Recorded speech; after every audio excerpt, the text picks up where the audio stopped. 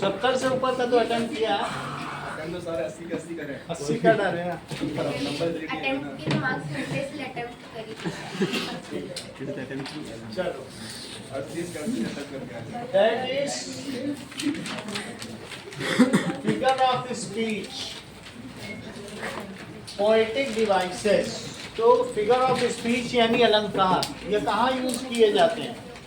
That is these are used to illustrate, illustrate करने के लिए यूज किए जाते हैं हमारे पोएम को। ओके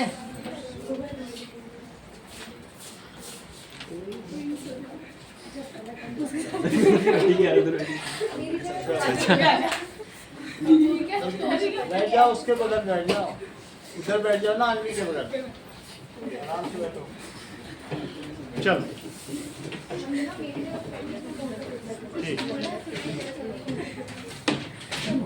ओके, ध्यान दीजिए, पोएटिक डिवाइसेस का मतलब क्या होता है? फिगर ऑफ स्पीच यानी अलंकार, which decorates and makes the poem meaningful, ठीक है, forceful, are called poetic devices। उसको deep meaning देता है, sensible meaning देता है। So these are used to give emphasis, ठीक है, and deep sense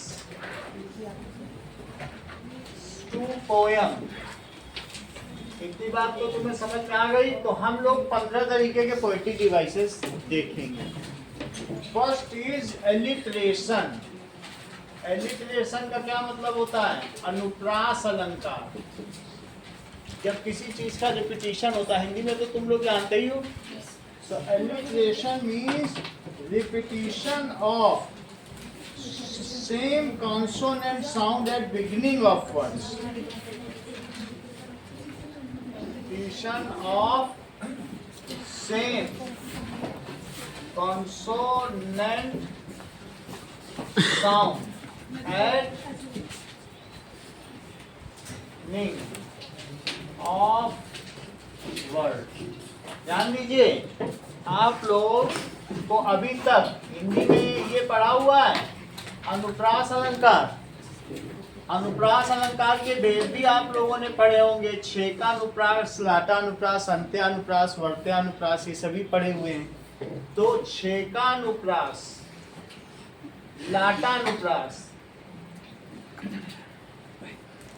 वर्त्यानुप्रास, अंत्यानुप्रास, अंत्या। अब इन्हीं में जब शुरू में प्रारंभ का वर्ड मिल जाए तो उसको कहते हैं छेकानुप्रास। यानी इनिशियल वर्ड्स आर रिजेंबलिंग। जागु जागु जीव जड़ जोहे जग जामिनी, देह गेह नेह जानू जैसे गन दामिनी, हाट बाट कोट ओट अट्टनी अगार कौरी दौड़ी दौड़ी खौरी खौरी दीनी अति आगे है। शुरुआती वर्ड मिल जाए तो छेकानुप्रास। समझ में आई बात कि नहीं? तो छेकानुप्रास का क्या मतलब है? If initial words are resembling, तो उसकी वजह से जो आता हो तो उसे क्या कहते हैं? छेकानुप्रास, इनिशियल वर्ड। और उसी को यहाँ इलिट्रेशन कहा गया। तो इनिशियल वर्ड्स आर सेम। जैसे कि सी शेल्स, ठीक है, on the shore of sea shell, मतलब ऐसा कहा जैसे सी शोर। तो एस वर्ड मिल रहा है कि नहीं? तो इसी तरीके से एलिट्रेशन हो गया। जैसे मैंने हिंदी में बताया, हिंदी और इंग्लिश की व्याकरण एक है। तो that is initial words resembles. So इसमें क्या होता है? Like repetition at beginning, sea shells at shore of, on the seashore, on seashore। तो इस तरीके से कॉन्सोनेंट का रिजेंबल है। ओके, हाँ बोलो। कौन पूछ रहा है? सिर्फ सीट मांग रहे हैं। ठीक है, अब आगे देखिए, the fair breeze blew, the white foam flew, the fair breeze blew, the white foam flew. समझ में आई बात कि नहीं? ठंडी हवा बही और इस तरह से बर्फ आगे बढ़ती चली गई। नेक्स्ट इज, ये एलिट्रेशन है, दैट इज एजोनेंस। बात नहीं करो, एजोनेंस, एजोनेंस का क्या मतलब होता है? दैट इज रिपीटिशन, वर्तनी, वर्तनी वही वही रेपिटिशन, वो ठीक कर दो, ठीक है। रेपिटिशन ऑफ वर्ड, जब किसी चीज की रिपीटिशन होती है तो इसमें किस चीज का रिपीटिशन होगा? Repetition of vowel. किस चीज का हो? Repetition of vowel. उससे भी आप क्या कर सकते हैं? May gives the weightage to the poem. कहीं कहीं पर ऐसा हो कि जिसमें वॉवेल बार बार आ रहा हो, जैसे कि the rain in Spain stays mainly in the plain, तो एन एन करके बार बार आ रहा है। The rain in Spain,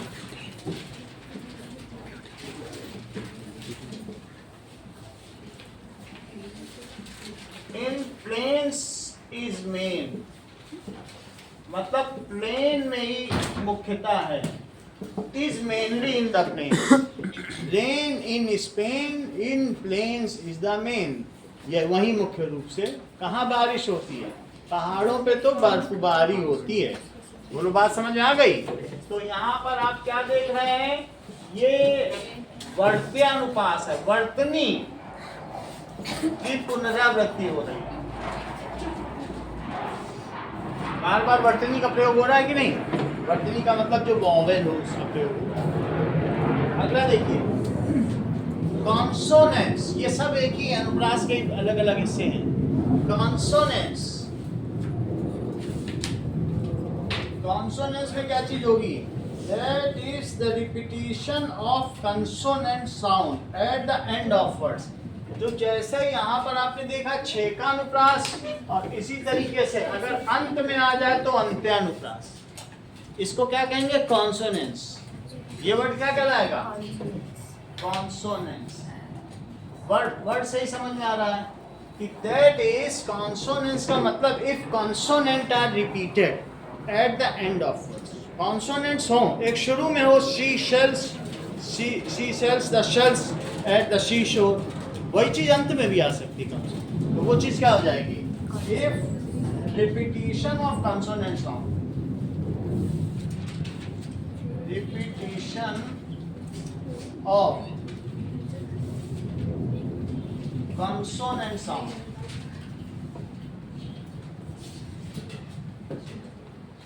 at end of words,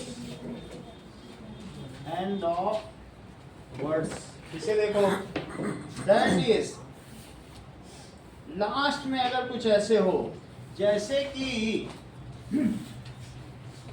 देखिए पीटर पैटर, पीटर पैटर।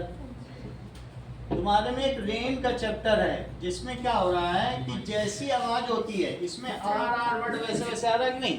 तो पीटर पैटर एक तो वैसा ही वर्ड ही होता है कई बार, जैसे लंपी बम्पी, एक हम्प्टी डम्प्टी, ये रोड ऑन द रोड।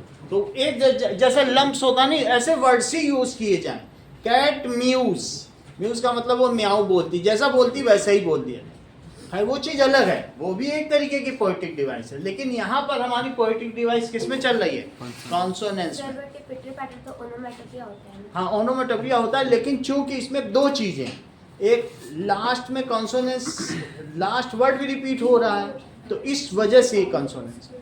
और वो चीज़ हम वो देखेंगे कि भाई जैसा आवाज़ हो उसी को अगर हम और फोकस कर दें डीप मीनिंग निकालने के लिए, तो ओनोमेटोपोइया हो जाएगा। लेकिन अभी ये हम कैसे देख रहे हैं? कॉन्सोनेंस के तौर पे। एक ही में कई पोएटिक डिवाइस भी हो सकते हैं। सही है। एक और देखो, the lumpy bumpy road.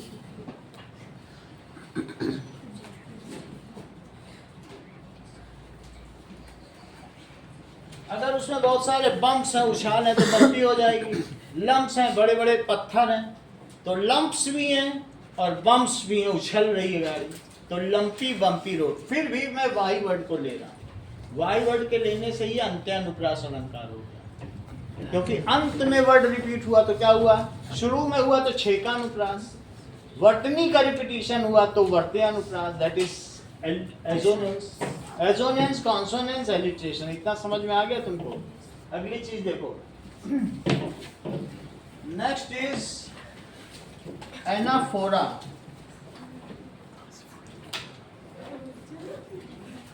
Anaphora देखिए, that is repetition of word और phrase at beginning of successive line. The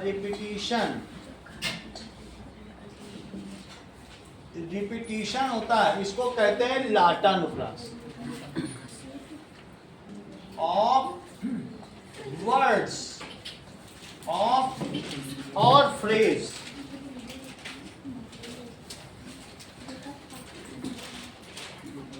ये चीज बार बार वो रिपीट करेंगे at beginning of successive line, at beginning of, बात नहीं करो, इसको कहेंगे एनाफोरा, इसको कहते हैं लाटानुप्रास। इसका मतलब क्या है, जैसे भारतेंदु हरिश्चंद्र की कविता तुमको मालूम है, हंसने की जरूरत आता है जब भी, ये नहीं कि किसी और पर हंस रहे हैं कि हमें आता है कुछ। 3 बेर खाती थी सो 3 बेर खाती, समझ आई बात कि नहीं? इसका मतलब ये बार बार उन्होंने रिपीट किया है। जब शिवाजी की रानियों को औरंगजेब ने उनको महल से निकाल दिया तो वो जंगल में डुलाई डुलाई फिर रही थी, ये बात, हाँ, डोलती फिर रही थी, भागती भागती फिर रही थी, तो ये वर्ड वहां बार बार लगाया गया है। 3 बेर खाती थी सो 3 बेर खाती हैं, पहले 3-3 बार खाना खाती थी, अब 3 बेर खा के गुजारा कर रही हैं, ठीक है। बिजन डुलाती थी सो, जो पंखा चलाती है, बिना जन के डुलाई डुलाई फिर रही, ठीक है। जो उंगलियों में नगन जड़ाती थी, नग जड़ा करती थी सो नगन जड़ाती हैं, अब कपड़े नहीं है पहनने के। ऊंचे घोर मंदिर के अंदर रहने वाली, ऊंचे घोर मंदिर के अंदर रहती हैं। जो बड़े बड़े महलों में रहने वाली थी आज मंदिर में रह रही हैं, जंगलों में रह रही हैं। तो वहां बार बार इस वर्ड का यूज किया जा रहा है। 3 बेर खाती थी सो 3 बेर खाती, हर चौथी लाइन में कर दिया। बोलो बात समझ में आ गई कि नहीं?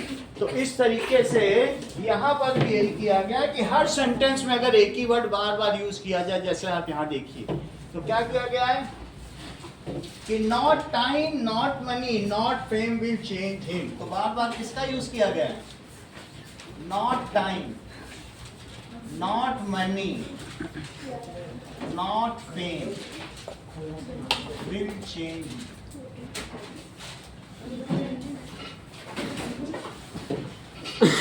Okay, anything which is coming again and again. इसका मतलब है, नॉट का मतलब है कुछ भी उसे बदल नहीं सकता, तो उस चीज को क्या कहेंगे? एनाफोरा। भी मतलब वो डेडली इनर्ट है, वो उसको कुछ भी बदला नहीं। चलो अगली चीज देखो, मेटाफर का क्या मतलब होता है? If the comparison itself is imposed on the things getting compared, ठीक है। जैसे उदित उदय गिरिमंच पर विकसे बाल पतंग और हर्षे संत सरोज सब, और ये विकसे संत सरोज सब हर्षे लोचन भंग, पूरा रूपक ही डाल दिया। जब जहाँ राम जी धनुष तोड़ने चले, जगह देखो तो, उसी को कहते हैं मेटाफर, रूपक अलंकार। जैसे अगर मैं कहूं कि ये औरत शेरनी है तो ये रूपक है, और ये कह दूं ये औरत शेरनी जैसी है तो उपमा। अगर मैं वर्ड्स ऑफ कंपैरिजन का यूज करता हूं तो फिर वो उपमा अलंकार हो जाएगा। और अगर मैं ये कह दूं कि सीता ही चंद्रमा है या राधा ही राधा चंद्रमा है तो रूपक हो जाए। इम्पोज कर दिया जाए, जो जिससे कंपैरिजन किया जा रहा है उसको क्या कर दिया जाए, तो वो मेटाफर हो जाता है। अब मान लीजिए उसमें वर्ड ऑफ कंपैरिजन में तो सिमिली हो जाता है, फिर वो उपमा अलंकार हो जाता है। इतनी बात तुमको समझ में आ गई? जरा इस चीज को देखिए, दैट इज हिंदी की भी व्याकरण में आएगा, इसमें भी आएगा, तो दोनों समझो। अभी आपने अनुप्रास अलंकार समझ लिया, रूपक का क्या मतलब है? उपमेय का उपमान पर अध्यारोपण हो जाता है, ठीक है। उपमेय का उपमान पर क्या हो जाता है? अध्यारोपण हो जाता है। और किसका हो जाता है बताइए? हो जाता है और जो जैसा का लोप हो जाता है, जैसा, वो उनके जैसा जो है ना, ऐसा है कि नहीं है? ये इस तरीके से जैसा, that is word of similarity, जैसा का लोप हो जाता है। और इसे क्या कहते हैं बोलो? मेटाफर। ये देखो, इसको कहेंगे मेटा। उदित उदयगिरि मंच पर, गिरि को मंच बना दिया, गिरि मंच पर, ठीक है। रघुवर बाल पतंग, रघुवर बाल पतंग। अब देखो, विकसे संत सरोज सब, ये तुलसीदास जी की है। सब हर्षे लोचन रंग, हर्षे लोचन रंग। इसका मतलब समझो, कहीं पर जैसा लिखा हुआ है क्या? उन्होंने कहा है उदित हुए गिरि मंच पर, तो उदित, उदित का मतलब सन, सन कहाँ उदय हुआ?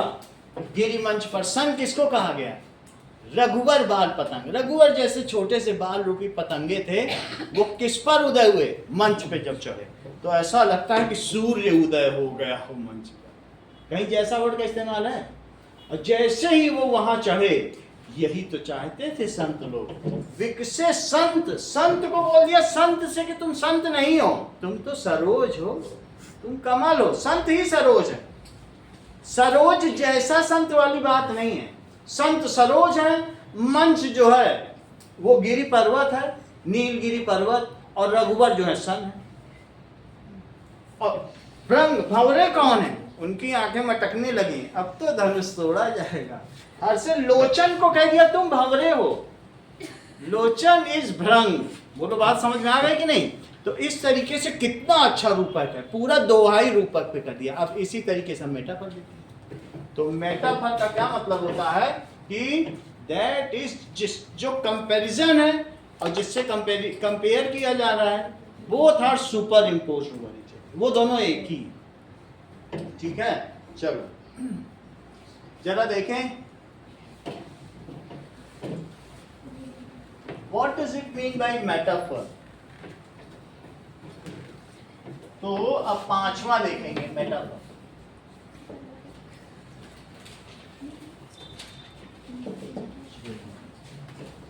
मेटाफर का मतलब होता है कि direct comparison between two unrelated things, direct comparison between two unrelated things without using as similar to। हम क्या यूज नहीं करते हैं? सिमिलर टू, समानार्थी शब्द का लोप हो जाता है, इनका इस्तेमाल नहीं किया जाए। कहने का मतलब क्या है? That is to suggest deeper meaning. The world is a stage, दुनिया रंगमंच है, ठीक है। The world is a stage and human इसमें क्या कर रहा है? हम लोग इसमें काम करने वाले जो पार्टिस्ट, जो पार्ट लेते हैं, ड्रामाटिस्ट कह सकते हैं। तो वर्ड एक स्टेज तो है, दुनिया क्या है? लाइक ए स्टेज नहीं बोला गया, अगर लाइक बोला जाता तो सिमिली हो जाती। तो we part take part over here and go, just go, यही तो हो रहा है कि नहीं? देखो, दैट इज अनरिलेटेड, क्योंकि ऐसा नहीं कि वर्ड एक स्टेज है। टू अनरिलेटेड थिंग्स को हम रिलेट करते हैं to give it is a deeper meaning. अगर जिसने सेंटेंस शुरू किया है वर्ल्ड इज ए स्टेज, जैसे the path which had not taken away, तो यहाँ पाथ या the road which has not taken away, तो क्या तुम्हारे जीवन में कोई रोड आई है जो तुम नहीं हो? वो रोड थी ही नहीं, वास्तव में वहां पर उसका कोई और डीपर मीनिंग था। तो डीपर सेंस देने के लिए ये चीजें इस्तेमाल की जाए। अब उसके बाद वो कुछ ऐसा होगा कि जिसको फिलॉसफी में जाना चाहता होगा राइटर या जो पोएट है, वो दर्शन शास्त्र में जा रहा है, फिलोसफर बन रहा है कि यहाँ ऐसा होता है वैसा होता है, दुनिया तो ऐसे ही है ना, स्टेज। इस तरीके से जब करना होता है तो मेटाफर का इस्तेमाल किया जाता है। World is a stage. अगला देखो, he was a lion in the fight. तो लॉयन ही नहीं रहा होगा, कोई पर्सन होगा, ही लिखा गया, लेकिन वो शेर की तरह लड़ा। He was a lion. Like a lion नहीं लिखा है, lion in the fight। तो इस तरीके का कहीं पर भी आपको किसी पोएम में मिलेगा तो उसको आप उपमा अलंकार कहते हैं, ये रूपक अलंकार, उसका अध्यारोपण कर दिया, उसी के रूप में मान लिया। अब जरा देखो सिमिली क्या होता है, उपमा दी जाती है। सिमिली मीन्स उपमा अलंकार, और इसको क्या कहते हैं? रूपक अलंकार। That is comparison using like और एज।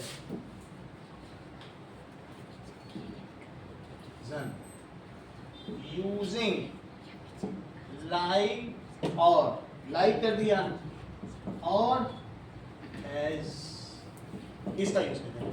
हे खग मृग, हे मधुकर श्रेणी, तुम देखी सीता मृग नैनी, तुमने हिरनी जैसी आंख, जैसी भी नहीं बोल रहे, हिरनी आंखों वाली सीता तुम देखी। हे खग मृग, ऐसे वो भटकते हुए फिर रहे, प्रभु हैं विश्व के, और ऐसे विचलित हुए घूम रहे हैं कि मानव अवतार में कि क्या खग से पूछ रहे हैं, मृग से पूछ रहे हैं। हे मधुकर श्रेणी, हे भंवरों, क्या तुमने हिरनी आंखों की सीता को देखा है? तो वहां आप रूपक अलंकार, ठीक है कि नहीं? लेकिन जैसी लगा देते हिरनी जैसी आंखों, ठीक है? तो इस तरीके से चलो, अब सिमिली का मतलब इसका कंपैरिजन। हर स्माइल वॉज, देखो यहां पर भी कंपैरिजन है, but her smile was as bright as sun. उसकी मुस्कुराहट कैसी थी? Her smile was as long as smile. वो अलग बात है, ठीक है, लेकिन वो अलग बात है। यहाँ हमने एक्चुअल की बात की है, ज्यादा हम बढ़ा चढ़ा करेंगे तो फिर एग्जेजरेशन हो जाएगा। हम अभी एग्जेजरेट नहीं कर रहे हैं, हम बस कह रहे हैं एज ब्राइट एज सन, ये तो हो सकता है। Her smile was as bright as sun, ऐसा किया जा सकता है। तो ये वर्ड ऑफ सिमिलरिटी का यूज किया गया है। He fought like a lion, ठीक है। ही, अब देखो दोनों में थोड़ा सा अंतर है। He fought like a lion, वास्तव में इस तरीके के सेंटेंस का यूज हम फ्रेजेस में करते हैं और ये पोएम में होता है, दोनों में फर्क है। लेकिन कभी कभी पोएट ऐसे यूज कर भी सकता है, ज्यादातर लोग मेटाफर को ही प्रेफर करते हैं। अब देखिए, पर्सोनिफिकेशन, व्यक्तिकरण, ठीक है। पर्सोनिफिकेशन, उमड़ घुमड़ कर आए बदरा, झूम नाच कर आए बदरा। क्या बादल के भी हाथ पैर होते हैं? वो नाचते कूदते हैं क्या? तो इस तरीके से व्यक्तिकरण, व्यक्तिकरण या मानवीकरण, इसका दूसरा नाम क्या है? मानवीकरण। Inanimate objects are represented as animate objects. जो निर्जीव वस्तु है उनको सजीव वस्तुओं की तरह प्रस्तुत किया जाता है। Inanimate objects are represented as persons, बल्कि उनको पर्सन्स की तरह किया जाता है, ह्यूमंस, एंड देयर क्वालिटीज। जैसे हम नाचते कूदते हैं, अब देखो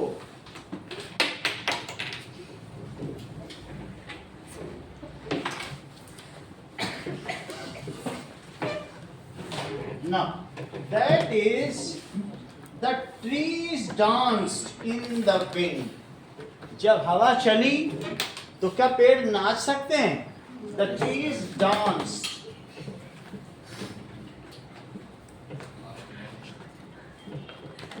In the wind. ऐसे और भी कुछ भी कर सकते हो. The sun smiled down on us. तो जो सन था, इसका मतलब क्या हुआ? Smiled down on us. इसका मतलब है सूरज की सुनहरी धूप हम पर पड़ी. The golden, उसकी जो रेज हैं, that smiled on us. Smiled down on us. लेकिन क्या सन कभी स्माइल कर रहा है? नहीं ना. लेकिन हम उस पे ऐसे वर्ड लगा रहे हैं जो ह्यूमन के लिए. इसी तरीके से देखो, दैट इज इमेजरी. क्या होता है?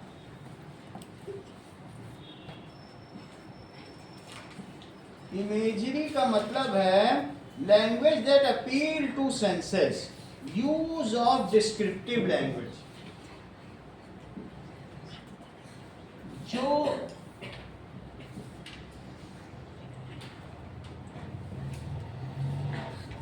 language that appeal to senses.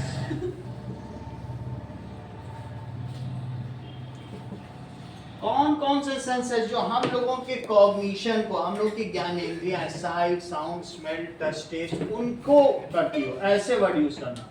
जैसे कोई चीज दृश्य है, साइट, साउंड, स्मेल, टच, इन सब चीजों के लिए. ठीक है, ऐसा हो. टेस्ट. अब देखिए, that is helps reader visualize scenes and feel emotions. इसकी वजह से क्या होता है कि that is, इसके कुछ एग्जांपल्स देखें और क्या हो सकते हैं. इससे हम किसी सीन को बहुत अच्छी तरीके से विजुअलाइज कर सकते हैं. Example of imagery figure of speech.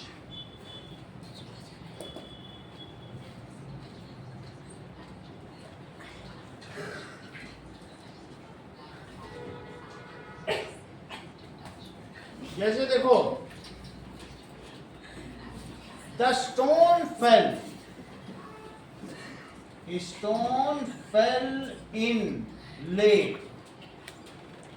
इतना बोलना काफी था. लेकिन अगर मैं ये कह दूं विद स्प्लैश साउंड, तो स्प्लैश का मतलब ऐसी आवाज आती है. पत्थर गिरता है तो कैसी आवाज आती है? With splash sound.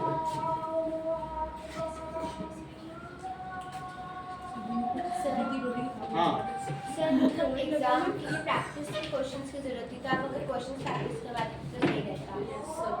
क्वेश्चन आपके पास है कुछ इस तरीके के? हमारे पास बुक है. सर ग्रामर की दे देते हैं बुक. आप सैंपल में क्वेश्चन.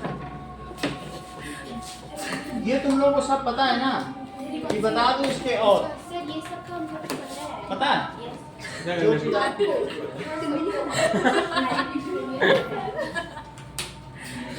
जैसे ओनोमेटोपोइया का कोई एक एग्जांपल क्या हो सकता है? सर एक है ना पोएम में, मतलब बस आवाज का ही होता है. पोएम में इसमें द कस्टर्ड ड्राइविंग थी. ऑक्सीमोरॉन का बताओ. उल्टा होता है पोएट्री. सही बोला. बिल्कुल ठीक, बिल्कुल सही. चलो, नहीं हमें तो पढ़ा है. हमारे सर बहुत अच्छे हैं. विष्णु एकदम रैप. तो अभी हम लोग क्या कर रहे हैं? अभी हम एनालिटिकल पैराग्राफ के बारे में कर रहे हैं. कुछ एनालिटिकल इन्होंने भेजे, उसी को हम कर लेते हैं. बता देते हैं कैसे बनाएं. मैं देखूं.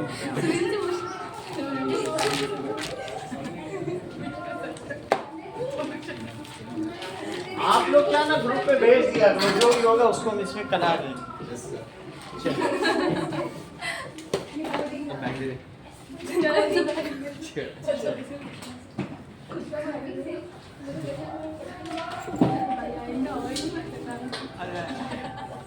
ना अब देखो,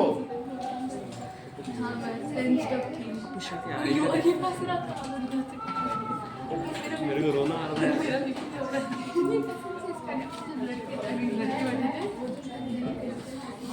कुछ निष्ठा ने भेजे, आप लोग उसे देखो तो कहाँ से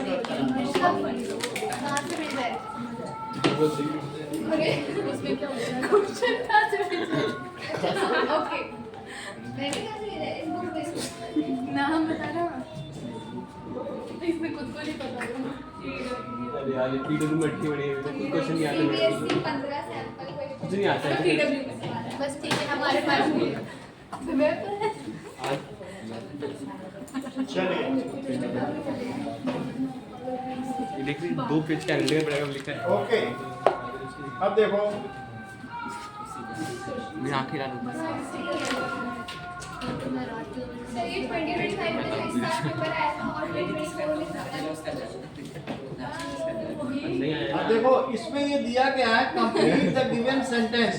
बात नहीं करो, देखो since morning the group of students, इसको कंप्लीट करो। एक्साइटेड अबाउट द, और एक्साइटेड क्या है? अबाउट क्या चीज आ सकती है? हैव का high school the group of students, ठीक है, यू आर एक्साइटेड होगा, सिंस मॉर्निंग तब से तो खुशी है देर भर। ठीक है। और एक है about the fourth coming cultural fest, इसको देख लेते हैं। सर इसके तो ग्रामर के क्वेश्चन नहीं भेजे मैंने, तो 2-3 जो आ रहे हैं हाँ वो तो ठीक है। बाकी सर इसमें और क्वेश्चन हैं। Since morning, the group of students dash excited about the forthcoming cultural fest. वो मैं बता रहा हूँ, आप इसे देखो।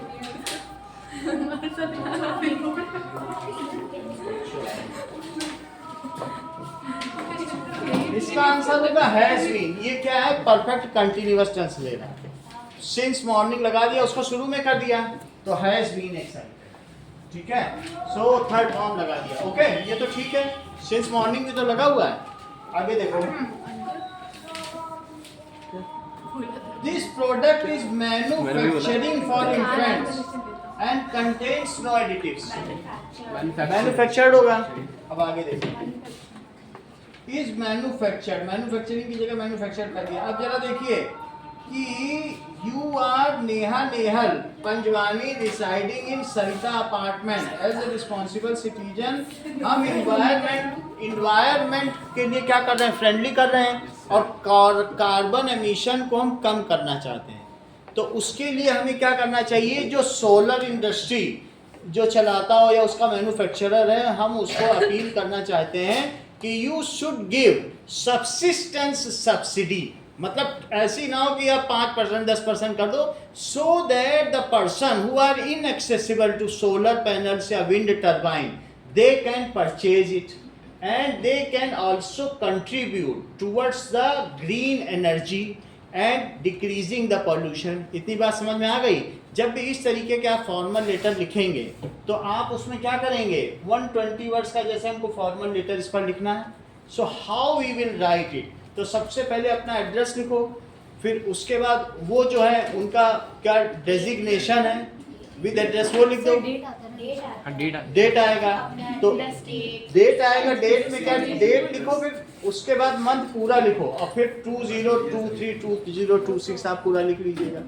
फिर उसके बाद आप उस एक जो सब्जेक्ट है वो छोटा सब्जेक्ट होना चाहिए, बहुत ज़्यादा बड़ा नहीं होना चाहिए, मीनिंगफुल। और फिर उसके बाद आप इंट्रोडक्शन करके बॉडी बनाओ, और लास्ट में आप कुछ जो ऐसा हो फेथफुली ऐसा कर दो, ठीक है। तो जरा देखिए, इसमें हम ये काम करने हैं कि that is reducing the carbon footprint. So how we will manage this, इस चीज को आप देखो। नाउ अब देखिए,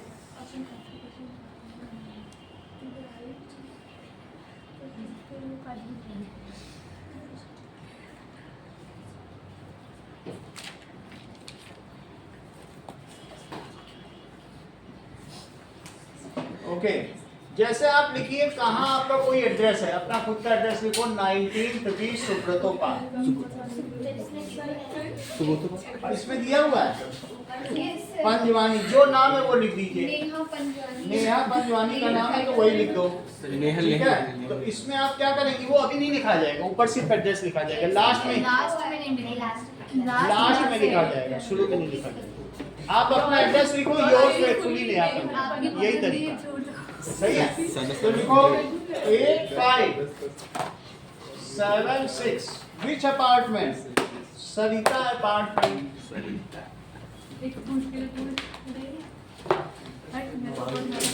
ओके, हैंगर स्ट्रीट,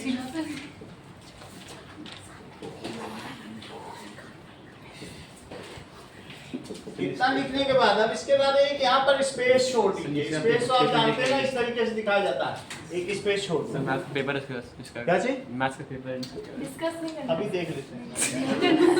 ये चीज हो गई, एक स्पेस छोड़ दिया आपने। नाउ आफ्टर दैट आप इसके बाद क्या लिखिए, जो भी डेट हो, आज की डेट 18 फरवरी, 18 फरवरी ये पूरा लिखिएगा और 2026 नहीं सही है। फरवरी 18 भी लिख सकते हैं, 18 फरवरी भी लिख सकते हैं, दोनों चलता है, यूरोपियन स्टाइल में लिख सकते हैं। फिर एक स्पेस छोड़ दो, सिंगल स्पेस, और उसके बाद क्या करो, ऐसे लिख द दीजिए। डायरेक्टर कौन, अल्टरनेट एनर्जी कमीशन, जैसा दिया है वैसे लिख दो, अल्टरनेट एनर्जी कमीशन। इसमें कहीं कॉमा नहीं लगेगा, ऐसा नहीं करना कि यहाँ सब कॉमा लगाइए, ये इस पे मार्क्स कर जाएंगे आपके, नो कॉमा। और आफ्टर दैट इज, इतना लिखने की जरूरत है बस, अल्टरनेट जितना उसमें दिया उतना ही आप लिखिए, कहाँ कहीं ये नहीं लिखना है। That is reducing the carbon footprint, फिर यहाँ पर एक स्पेस दे दीजिए, रिड्यूसिंग द कार्बन फुटप्रिंट। यहाँ पे क्यों लिखा है? ये सब्जेक्ट हो जाएगा, एक स्पेस दिया जाएगा, ये आपने अपना एड्रेस लिखा। तो सर ये सब लेफ्ट राइट होता है ना, हम राइट में लेफ्ट में कर दीजिए, लेफ्ट में कर दीजिए, ठीक है, लेफ्ट में ही लिखा हुआ है। तो इसके बाद यहीं पे लिख दो, सब्जेक्ट लिखो, that is reducing carbon footprint. अच्छा, अब इसके बाद एक छोटा सा आपने इसका सब्जेक्ट दे दिया, ज्यादा बड़ा नहीं करना है ना। इसके बाद आप अगर जानते हैं तो नाम से भी कर सकते हैं कि डियर दीपक सर, ऐसे करके कर सकते हैं, नहीं जानते हैं तो डियर सर मैडम करके कर सकते हैं। जो भी अगर आप नाम जानते हो, you personally know, then only write the name, otherwise simply address dear sir, and that is, as a responsible citizen, I want to share that my views, my opinion, that the pollution due to hydroelectric energy, या किसी भी तरीके से hydroelectric energy होता है या फिर geothermal energy plant भी होता है, तो increasing the carbon emission, and I want to mitigate, मैं क्या करना चाहता हूँ, मिटिगेट का क्या मतलब होता है, करेक्ट, दैट इज मिटिगेट का मतलब मैं उसे कम करना चाहता हूँ, I want to mitigate the carbon, I am very much concerned about it as a responsible citizen, so I urge you, ठीक है, to make your products, I appreciate your efforts and urge you to make your products accessible and reachable to the poor class, ये जो citizen, या ये कह सकते हैं कि लो अर्निंग सिटीजन तक हो। For that you may give subsistence subsidy. Subsistence subsidy का क्या मतलब है कि ऐसी सब्सिडी दो जो मीनिंगफुल हो। Subsistence subsidy on your product. Subsidy का मतलब क्या होता है? सब्सिडी का मतलब छूट, जैसे 100 रुपए की चीज है तो आप एक होते सब्सिडी 5% 10% दे रहे हो सबको, मैं चाहता हूं ऐसी दो कि so that it is reachable to the middle class people और lower middle class people, and they can also contribute towards the reduction of pollution and carbon emission. इतना लिख दोगे आपकी मेन बॉडी हो गई उस चीज की, ठीक है। और क्या लिख सकते हैं इसमें बताइए, this our reliance on fossil fuels, हम किस पर रिलायबल हैं, अवर रिलायंस और our reliability to fossil fuels, जो जीवाश्म ईंधन है उस पर हमारी reliability contributes towards more carbon emission and makes the thing more worse. ठीक है. So and continuous environmental degradation is taking place. इसके बारे में ज़्यादा नहीं लिखना, उसको वो लिखो कि जो तुम उससे चाहते हो. उसको ये मत बताओ कि इससे ये हो रहा है वो हो रहा है. थोड़ा बहुत लिख दो कि इसकी वजह से, because such products are costlier and not accessible to lower middle class people. So I urge you as a responsible citizen, please give them subsistence subsidy. ऐसा लिख सकते हैं. और क्या लिखोगे? That is now to accelerate. अब आगे देखो. To accelerate the adoption of such green energy sources. ये जितनी भी चीज़ें हैं, चाहे विंड एनर्जी हो, चाहे सोलर एनर्जी हो, या विंड टरबाइन हो, कुछ हॉरिजॉन्टल विंड टरबाइन होती है, कुछ वर्टिकल विंड टरबाइन होती हैं, कुछ भी हो, या solar panels. So I urge you to accelerate the green energy products. ठीक है. And easily make it easily available to the market. उसको एक्सेलरेट करने के लिए उसके सेल को, और साथ में to make it easily available आप क्या करें, क्या करना चाहिए आपको?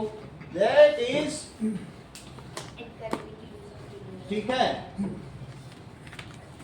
ये चीज, you should give financial incentives on your products. जो आप कर रहे हैं वो क्या करिए, उसके ऊपर वित्तीय छूट दीजिए. You should give. पहला क्या लिखोगे बोलो? Subsistence subsidy. दो चार अच्छे वर्ड लिख दोगे तो काम बन जाएगा. Subsistence subsidy. दूसरा क्या लिखोगे बोलो? मिटिगेट. तुम किसे करना चाहते हो? Mitigate the carbon emission. ये दोनों, ये सब वर्ड लिख देना. और अगर तुम्हारा सब चल रहा है ऐसा करना है प्रेजेंट टेंस में, तो सब प्रेजेंट टेंस में होना चाहिए. फिर कोई बीच की लाइन पास्ट टेंस में नहीं होनी चाहिए. Sir madam. ठीक है. देखो ये तो मैंने बता दिया.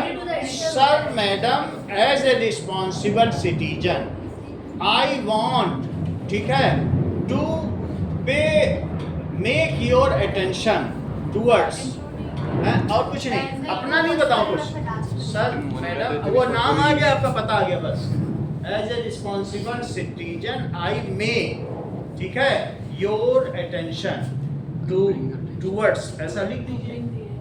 Bring your attention towards the more carbon emission getting day by day. फिर उसके बाद ये लिख दो. ठीक है. ज़्यादा नहीं लिखो कि ऐसा हो रहा है उससे वो होगा. तुम उसके बारे में लिखो, वो जो करे उसके बारे में ज़्यादा. तो ये मिटिगेट द कार्बन एमिशन का मतलब उसे धीमा कर दे. और तीसरा क्या हो? You should give financial incentive. तो कुछ ऐसे वर्ड्स लिखो. किस पर? That is solar panels, wind turbines and other green energy products which were produced in your factory. तो क्या चीज देना चाहिए आपको? बोलिए. Financial incentive. इतना लिख लीजिएगा. लास्टली इससे क्या होगा बताइए. Now this initiative not only reduce household carbon footprints but also fosters energy independence and sustainable future for our community. कितनी बड़ी बात है. इससे क्या होगा? दैट इट विल अल्टीमेटली, अब इस चीज को लिखो, दिस इनिशिएटिव क्या करेगा? योर दिस इनिशिएटिव, लिखो इस चीज को. This initiative not only will not only, सिर्फ क्या है? Reduce house hold carbon emission. वास्तव में हाउस होल्ड कार्बन एमिशन घट जाएगा.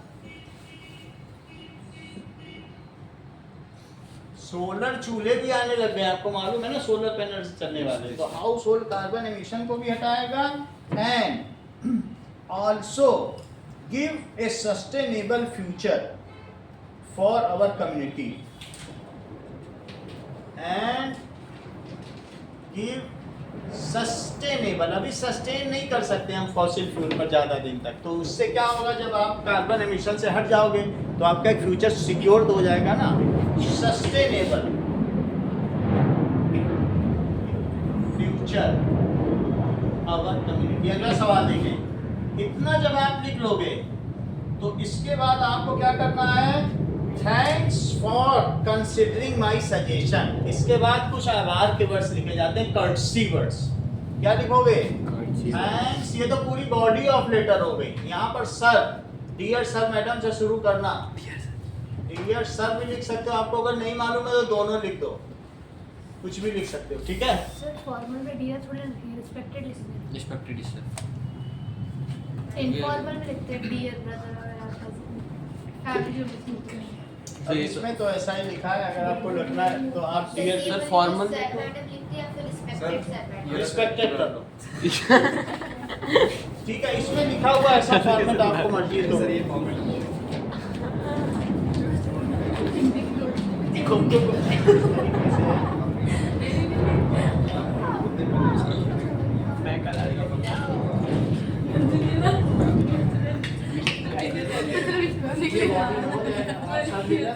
सिर्फ सर मैडम भी लिख सकते हो, ठीक है। सर मैडम भी लिख सकते हो, रिस्पेक्टेड भी लिख सकते हो, दोनों चलता है। अब इसके बाद क्या है, थैंकिंग यू। अब इसके बाद होगा कि thank you for considering my suggestion.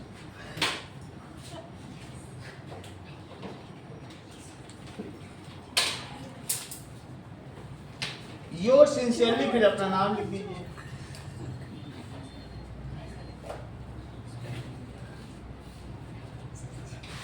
ठीक है, जो भी आपका नाम होगा, नेहा नेहा जो लिखना लिखिए। अगला सवाल देखें, देखो, एज ए शोभिता और शोभित दास आज रिस्पॉन्सिबल, इसके बारे में तो अब लिख लोगे ना, बॉडी समझ में तुमको आ गई ना कैसे करना है। थोड़ी बात सुनी थी, दैट इज रिसाइडिंग। आप ये बताना चाहते हो कि जो ट्रैफिक है, ट्रैफिक आवर्स में आप उनसे चाहते हो एक ट्रैफिक सिग्नल लगा दें।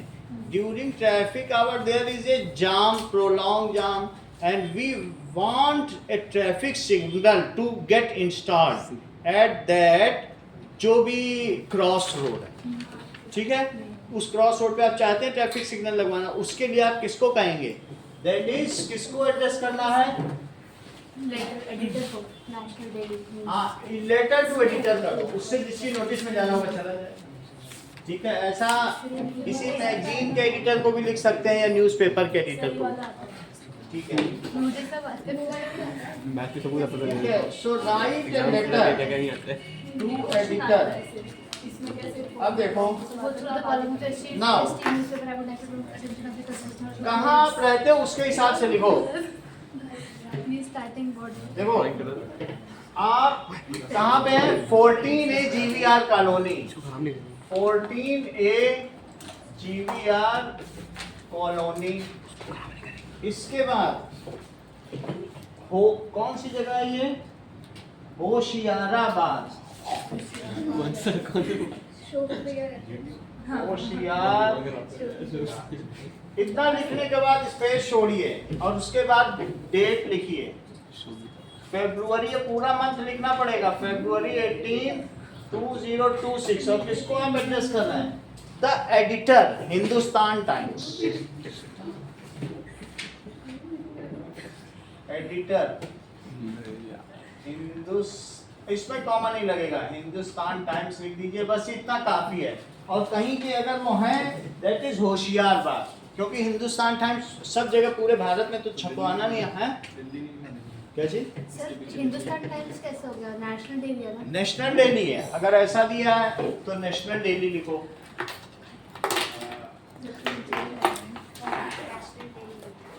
लिखो national daily, the editor, the national daily होशियारबाद।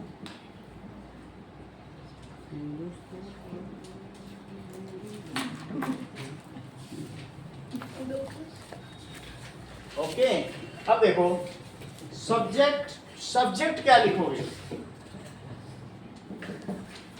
Absence of traffic signal at important cross road, यही लिख दो।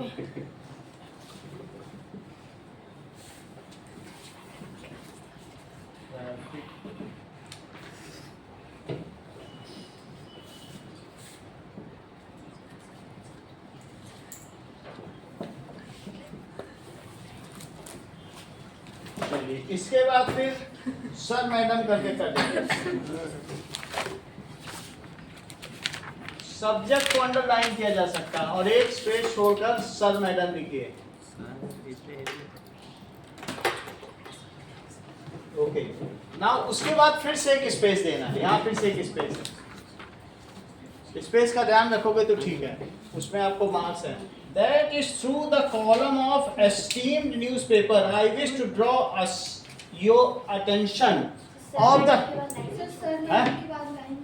लाइन नहीं छोड़ी गई है, तो अब इसमें देखो मैंडेटरी नहीं है, मैंडेटरी होना ठीक है।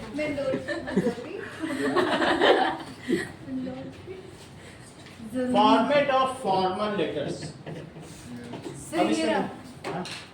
आपके में इसमें नहीं छोड़ी गई है, सर नहीं छोड़ी। नहीं छोड़ी गई, छोड़ी हुई है। सुन में छोड़ गई? यहाँ सुन में छोड़ गई? कुसुम यार थोड़ा सा टीचर कैसे बुलाती है कुसुम कुसुम भाई और मैम सुंदर है मैम, शादी हुई बेचारी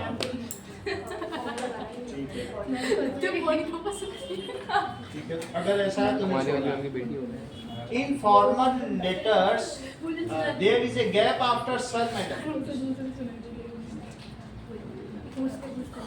In informal letters, you should leave a blank line after the greeting, like Dear Mom. Formal letters. Yes, in formal writing it is a standard practice. Leave a single blank after the salutation. इसके बाद छोड़ना है, देखो इनके में भी informal नहीं, देखो फॉर्मल लिखा है। Yes. बात समझ में आई? तो इसके बाद फिर क्या करोगे, जैसे उसमें भी दिखाया हमारे में भी दिखाया, यहाँ पर भी इनके में है। देख लेना कॉमन ही लगता है, अगर नहीं छोड़ा आप देख लीजिए। चलो देखो ठीक है, इसमें गैप दिया है तो इसलिए हमने गैप छोड़ा है। जो भी हम हमारे पास फॉर्मेट है उसमें है, आपका मर्जी, अगर नया ऐसा कुछ आया तो छोड़ना चाहिए। ठीक है, तो उससे क्लियर हो जाता है। Through the column of esteemed your esteemed newspaper I want to draw attention to the concern people and authorities.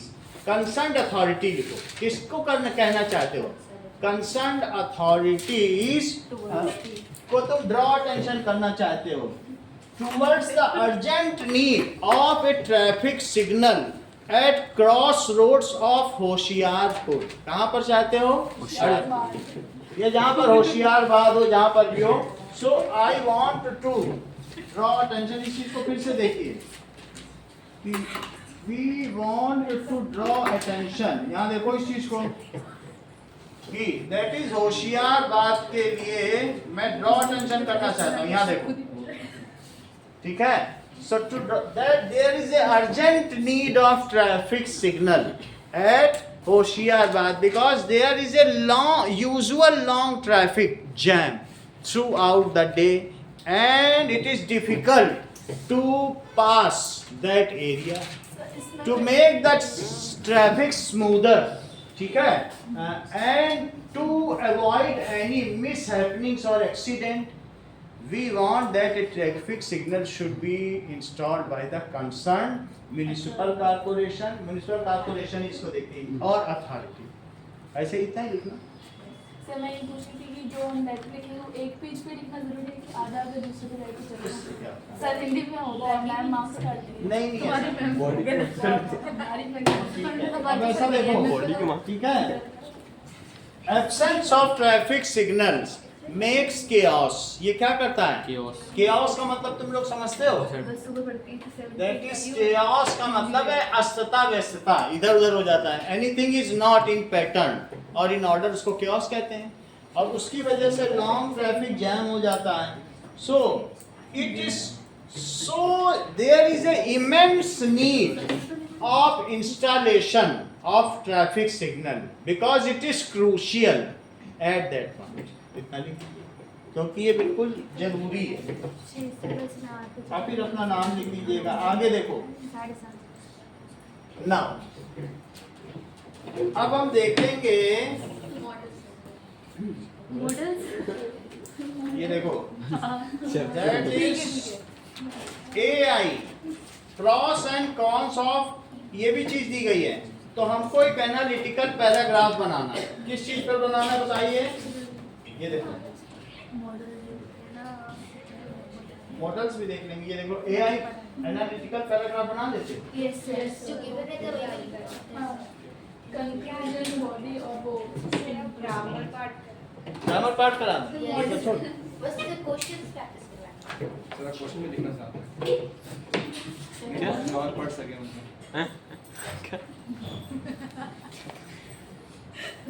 Okay अब अगला देखो।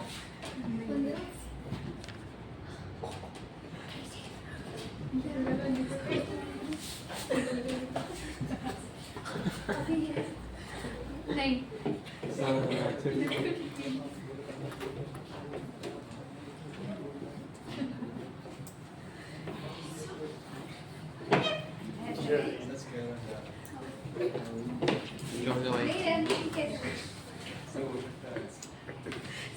हाँ बोलो। हमारे पास कोई बुक हो तो उससे भी करा सकते हैं। सर अंकुर के पास है। क्या क्या कौन सा बुक कैसा बुक सर ये ये वाली सर ये ज्यादा अच्छी है। वो स्वाति इसमें क्या सारे लग इसमें से सुना लग रहा है मैंने भी तो इसमें आया ऊपर होना है टॉपर मेरे तो कोड निकाल दिया तुमने निकाल चल। दिया इसका अच्छा है। उसमें एक है इसमें 100 है। सेम बुक है वो। पार्क्स ना अब देखो आई guys read the conversation between a customer and waiter, complete the sentence by reporting। इसको रिपोर्टेड स्पीच में करना है। ओके तो मैं आपको दिखा देता हूँ और उसको रिपोर्टेड स्पीच में हमें करना है। चलिए इसकी फोटो मैं इसमें दिखा देता हूँ, बाकी सब लोग आप करेंगे।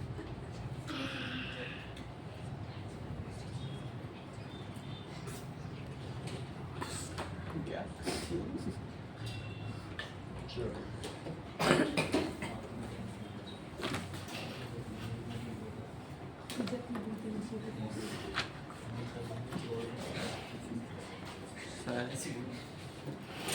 तो मेरी बुक से आंसर दे दो। चल ये यूट्यूब में अपलोड हो जाएगा।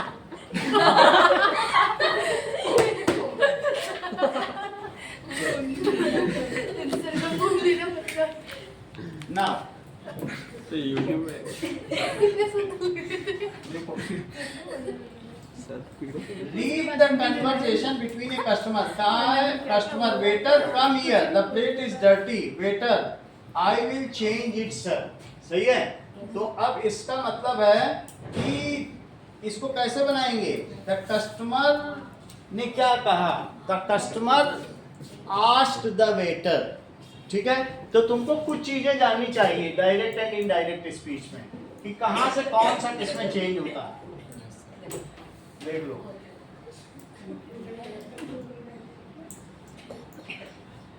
ये देखिए, अगर मान लीजिए सेड टू है तो क्या हो जाएगा? टोल्ड हो जाएगा, ऐसा हो जाएगा। अब इसके बाद जैसे कि ये देखो यहां से ये इसमें चेंज होगा। ये डायरेक्ट एंड इनडायरेक्ट स्पीच का पैटर्न है कि कौन सा टेंस किस में चेंज होगा और ये किस में चेंज होगा। यहाँ तक ठीक है। बाकी तो आप लोग जानते हैं कि विल का वुड हो जाएगा, शैल का शुड हो जाएगा, नाउ का देन हो जाएगा, ये सब तो जानते हो। हैंस का देंस हो जाएगा, कम का गो हो जाएगा, ये तो सब जानते हैं। हैंड्स का देंस हाँ ऐसा हो जाता है। ये तो पूरा लिखा हुआ है ना, फिर अभी दिखा देंगे इसमें दिखाएंगे तो पूरा तो हुआ। सही है। यानी नाउ का क्या हो जाएगा? देन हो जाएगा, कम का गो हो जाएगा, टुमारो का क्या हो जाएगा? द नेक्स्ट डे हो जाएगा। अब इतनी बात हो गई तो देखो कस्टमर ने क्या किया? ध्यान दीजिए, कस्टमर सेड टू वेटर, तो सेड टू का क्या हो जाएगा? देखो, कम हियर, उससे पूछा या उससे कहा, आस्क्ड वेटर, क्या कहा? सेड टू भी कह सकते हो, या asked waiter to clean the dirty plate. आप उसको बस सीधा बना दीजिए। क्या चीज करने के लिए कहा, बताइए? ये कौन सा सेंटेंस है? तुम्हें ये कौन सा लग रहा है, बताओ? देखो, ये इंपेरेटिव सेंटेंस है। इंपेरेटिव सेंटेंस कौन सा होता है कि जैसे टीचर कहे किसी से, तो टीचर कि क्या कह सकता है प्यून से? रिक्वेस्ट भी कर सकता है। प्रिंसिपल प्यून को क्या कर सकता है? ऑर्डर कर सकता है, क्योंकि वो पे करता है उसको। और कभी तो जो हमारे पास कई तरीके के सेंटेंस है, ये जो सेंटेंस है ये कौन सा सेंटेंस है, इसको समझो। दिस इज, यहाँ पर कस्टमर उससे कह रहा है, वो कर भी सकता है, नहीं भी कर सकता है, क्योंकि वो सर्विंग स्टाफ है। तो ये किस प्रकार के वाक्य हैं? आज्ञा सूचक वाक्य हैं। That is imperative sentence. तो अब इंपेरेटिव सेंटेंस में 5 चीजें होती हैं। कौन सी होती हैं? सेंटेंस, फिर से समझो। इंपेरेटिव सेंटेंस में जैसे टीचर कहे, टीचर सेड टू प्यून, ध्यान दीजिए, that is please bring me a glass of water. क्या कहा? Please bring me a glass of water. तो इसको कैसे बनाओगे? ये यही सेंटेंस है, इसीलिए बता रहा हूं। That Teacher is, requested teacher peon requested peon whether to to bring bring her a glass of yes. water. To लगा के सेंटेंस पूरा कर दो, फिर कहीं कुछ दिक्कत नहीं। तो teacher requested peon to bring her a glass of water. अब इसी तरीके से वंदना इसको बनाओ कस्टमर के बारे में, द प्लेट इज चेकिंग। बोलो, कस्टमर आस्क्ड, देखो सेंटेंस में क्या दिया है? कस्टमर आस्क्ड द वेटर, ठीक है, to go there and clean the dirty plate. जैसे कम हियर है ना, तो क्या बनाओगे? To go there and clean the dirty plate, क्योंकि ये एक रिपोर्टिंग है। तुम यहाँ रिपोर्टर हो, तो आप क्या बोलोगे कि कस्टमर ने वेटर से कहा कि वो वहां जाए। वो ये नहीं कहेगा कस्टमर ने वेटर से कहा कि यहाँ आए, मैं एक न्यूज एजेंसी में यहाँ आए, यहाँ ना वहां जाए। आप रिपोर्टर हो, ठीक है, तो क्या लिखोगे? Customer asked waiter to go there and clean the dirty plate. तो दैट इज, अब इसी तरह से इसमें लिख लीजिए। सर यहाँ पे तो सिर्फ प्लेट इज डर्टी ही बोला है। वो जो चीज है वो ठीक है, अब उसे हम पढ़ लेंगे। आस्क्ड वेटर, वेटर से क्या कहा? जरा इसे पढ़ो। Asked waiter to go there, बिल्कुल वैसे ही बना रहा हूं जैसे ऊपर लिखा। To go there, to go there, और आगे क्या लिखा है बताओ? ठीक है, एंड ठीक है, एस प्लेट, फिर उसके आगे क्या है? ही फर्दर एडेड, ही, अब यहां से देखो सेंटेंस बदल गया, क्योंकि यहां से इंपेरेटिव सेंटेंस बदल गया है। He further added that plate was dirty, क्योंकि ये इज है, इस पे तुम्हें नहीं रुकना है, तुम्हें किस में बदलना है? He further added that plate was dirty, जो जैसा हो वैसे बनाओ। ही फर्दर added that, फिर आगे देखो, plate was dirty। अब आगे का सेंटेंस देखिए, waiter, I will change it sir, waiter replied, ठीक है, so waiter replied, sir भी बोला है, तो waiter replied politely, ठीक है, for its change with a new plate, ये बिल्कुल सही है, for its change with, ठीक है, waiter replied politely for its change with a new plate।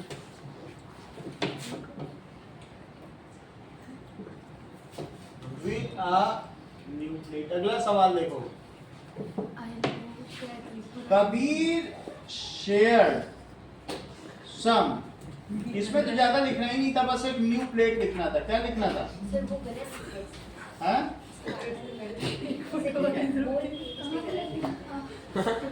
Offered a new plate. या ऐसे लिख सकते हैं, मैं पूरा सेंटेंस ही बता रहा हूँ, ऐसे ही करना है आपको. तो Kabir shared some information with Sahil about his travel plan. Report Kabir's plan. ठीक है. I will go to Tripura tomorrow with Sahil. तो उसने किससे कहा? बोलो. कबीर इन्फॉर्म्ड साहिल. वैसे सेड टू भी हो सकता है और ये भी कर सकते हो, सेड टू या टोल्ड भी कह सकते हो. तो अब वो कह रहा है क्वेश्चन में कि इस इंफॉर्मेशन को आप बताओ, इसे नरेशन में बताओ. तो क्या हो सकता है? टोल्ड भी लिख सकते हो, टोल्ड लिख दो. ठीक है. कबीर टोल्ड साहिल. सही है. टोल्ड साहिल. वैसे क्वेश्चन क्या था? Kabir said to Sahil I will go Tripura tomorrow. तो अब आप क्या लिखेंगे? कबीर टोल्ड साहिल. पहले किसके आगे बोलो? That he would. आगे बोलो. To Tripura the following. ठीक है. टुमारो दैट इज तुम्हारा next day the following day और द टुमारो द. क्या बोला तुमने टुमारो को? फॉलोइंग डे और नेक्स्ट डे मेरे ख्याल से एक ही चीज. कुछ अंतर नहीं है. The following day. क्योंकि फॉलोइंग ही नेक्स्ट होता है, इसमें कोई अंतर नहीं, दोनों एक ही चीज. द नेक्स्ट डे का द फॉलोइंग डे तो होता है. इतनी बात तुमको मालूम है. अगर वो ये कहता द नेक्स्ट डे, और वैसे टुमारो के लिए द नेक्स्ट डे लगता है और यस्टरडे के लिए the previous day. The next day के लिए द फॉलोइंग डे लगता है. एक्चुअली ये होता है. और मेरे हिसाब से सही दोनों ही ठीक है. नेक्स्ट डे आप लिख लो. अभी मैं इसमें से देखता हूँ क्या आंसर. दोनों सही है. दोनों सही है ना. नेक्स्ट डे को फॉलोइंग डे कहा जाता है, इतना जान. Next day. ओके. अब इसमें ये क्या लिखता है? कुछ लिखता तो नहीं है, कोई बात नहीं. Select the correct option to complete the relation of a dialogue between Raj and his wife. चलो. Raj, I will invite my friends for dinner. Wife, I will invite my friends too. जरा बताओ मोनिका. बोलो.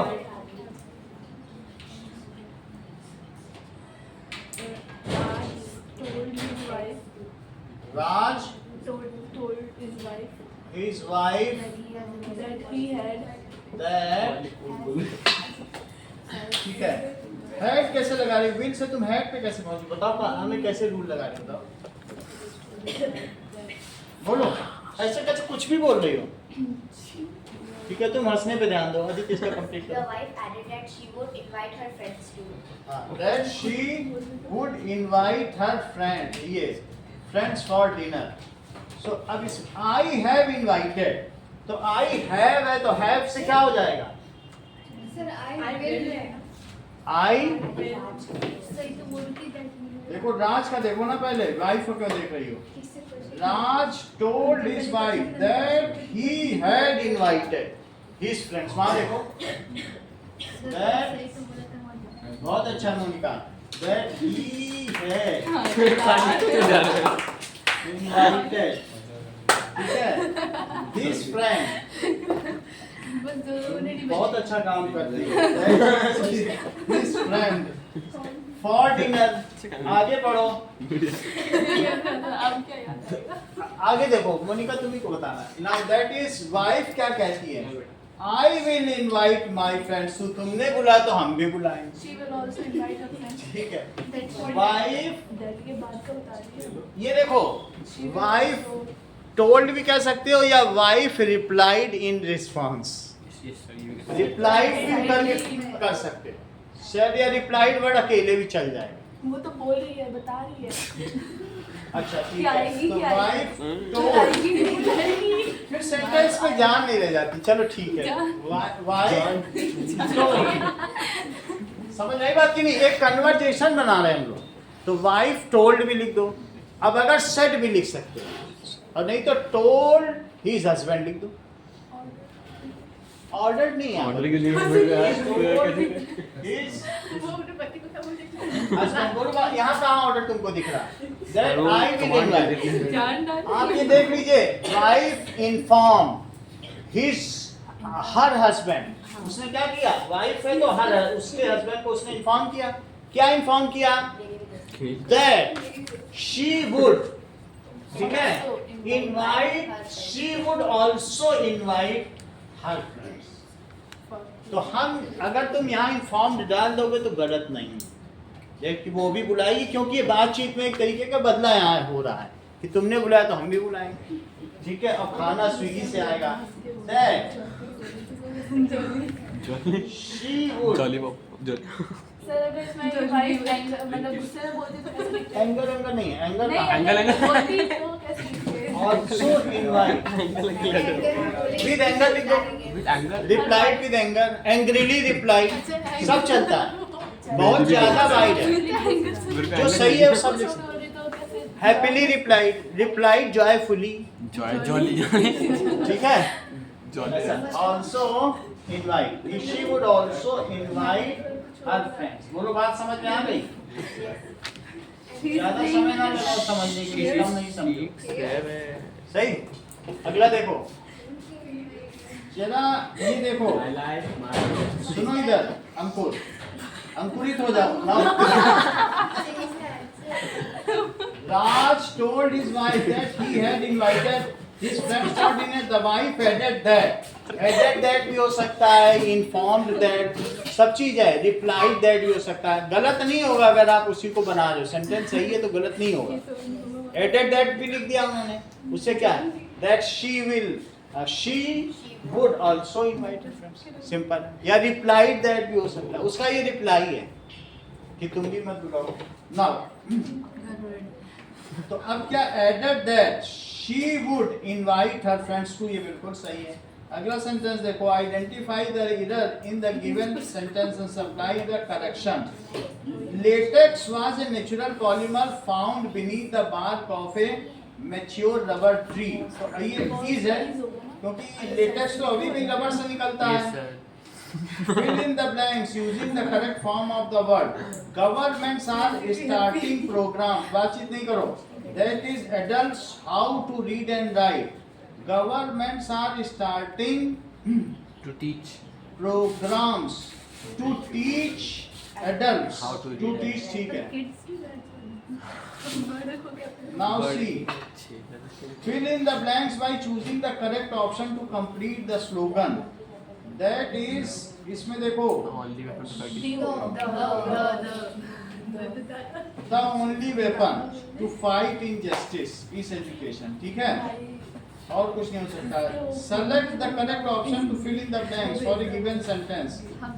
करेक्ट ऑप्शन आपको करना है, where were you in class at the right time.